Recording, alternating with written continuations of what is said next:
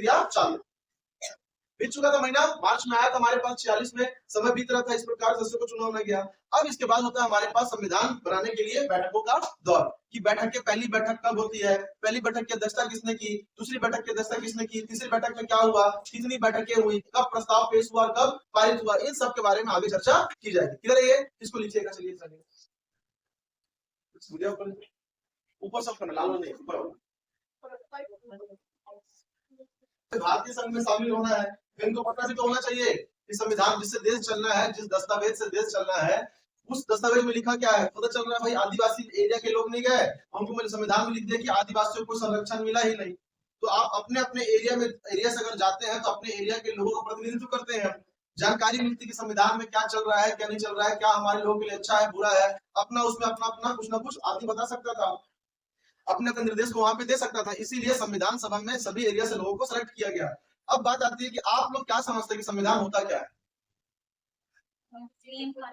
संविधान ऐसे लिखित और अलिखित दस्तावेज होते हैं जिनके आधार पर किसी भी देश को चलाया जाता है।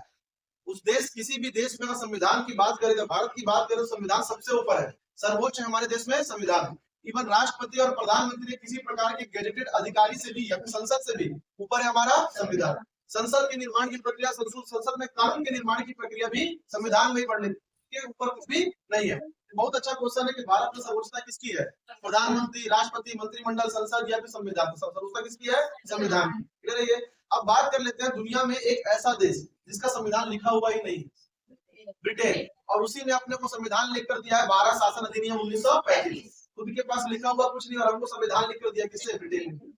आपको जानकर हैरानी होगी कि हमारा 80% जो संविधान है आज भी उसमें जो प्रभाव है वो किसका है?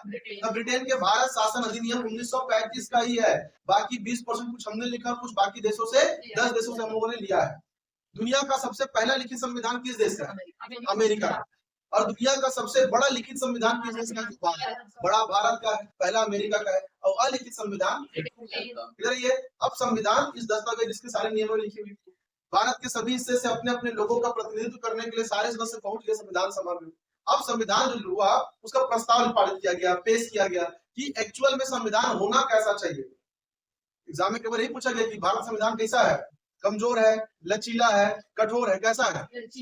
आंशिक लचीला, आंशिक कठोर।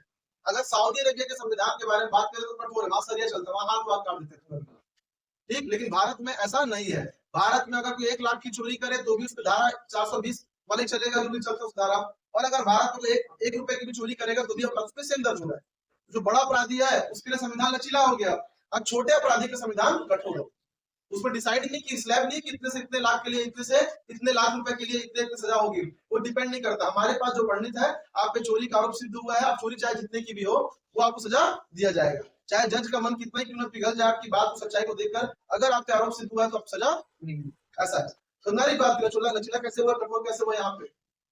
चलिए, तो अब भारत संविधान के निर्माण के बारे में बात कर लेते हैं। जितने भी हमारे पास सदस्य हुए 284 जो संविधान की बैठकों में आने लगे, सबसे पहली बैठक, जो पहली बैठक हुई संविधान की, संविधान की पहली बैठक होती है 9 दिसंबर 1946।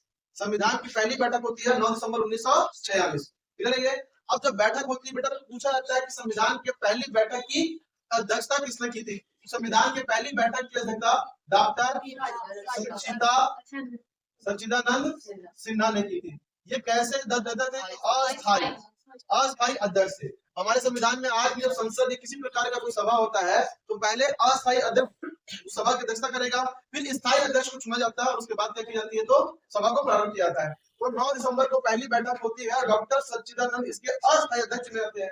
अगली बैठक अर्थात जो इसकी दूसरी बैठक है वो 11 दिसंबर 1946, 2 दिन के बाद होती है। और इस समय पहली बैठक में चुनाव करके संविधान सभा का पहला स्थायी अध्यक्ष चुन लिया जाता है और वो होते हैं डॉक्टर राजेंद्र प्रसाद। ये हमारे संविधान सभा के पहले स्थायी अध्यक्ष चुने जाते हैं। 2 बैठकें हो गई। जो तीसरी बैठक होती है वो 13 दिसंबर 1946। याद करने बड़ा सामने बेटा, 9 से चालू किया, एक दिन के गैप में पहले अस्थायी अध्यक्ष फिर स्थायी अध्यक्ष, और उसके बाद हमारे पास तीसरी बैठक होती है 13 दिसंबर 1946। इस समय पंडित जवाहरलाल नेहरू, इन्होंने उद्देश्य प्रस्ताव उद्देश्य प्रस्ताव प्रस्तुत किया, उद्देश्य प्रस्ताव प्रस्तुत किया, अर्थात पढ़ना शुरू किया कि भारत का संविधान कैसा होना चाहिए। गांधी जी की क्लियर कट पड़ी थी कि भारत का संविधान ऐसा होना चाहिए कि 100 गुनहगार छूट जाए लेकिन एक बेगुनाह को सजा नहीं होनी चाहिए, ऐसा उनका था। तो उसी आधार पर उद्देश्य प्रस्ताव पढ़ना चालू किया पंडित जवाहरलाल नेहरू ने। 13 दिसंबर को पढ़ना चालू किए। उसके बाद इस उद्देश्य प्रस्ताव को अगर बात करें तो पारित कब कर दिया गया, तो पारित किया गया है इसको 22 जनवरी 1947। 22 जनवरी 1947 को हमारा उद्देश्य प्रस्ताव पारित कर दिया गया। ठीक है कि पंडित जी बोल रहे हैं इस उद्देश्य से हमारा संविधान पढ़ना चाहिए, एकदम ठीक है। सदस्यों से वोटिंग कराकर इसको पारित करा दिया गया। अभी इसी उद्देश्य को आधार मानकर संविधान लिखना प्रारंभ किया गया। किस उद्देश्य को, तो इसी 22 जनवरी जो पंडित जवाहरलाल नेहरू के द्वारा प्रस्तुत किया गया था उस उद्देश्य को आधार मानकर अब संविधान लिखना प्रारंभ कर दिया गया। ये 22 जनवरी पूछेगा कि उद्देश्य प्रस्ताव प्रस्तुत कब हुआ था, तो 13 दिसंबर 1946। पारित कब हुआ, तो 22 जनवरी 1947 क्या हो गया, ये पारित हो गया। ज्यादा दिन नहीं बेटा, 17 दिन और 22 दिन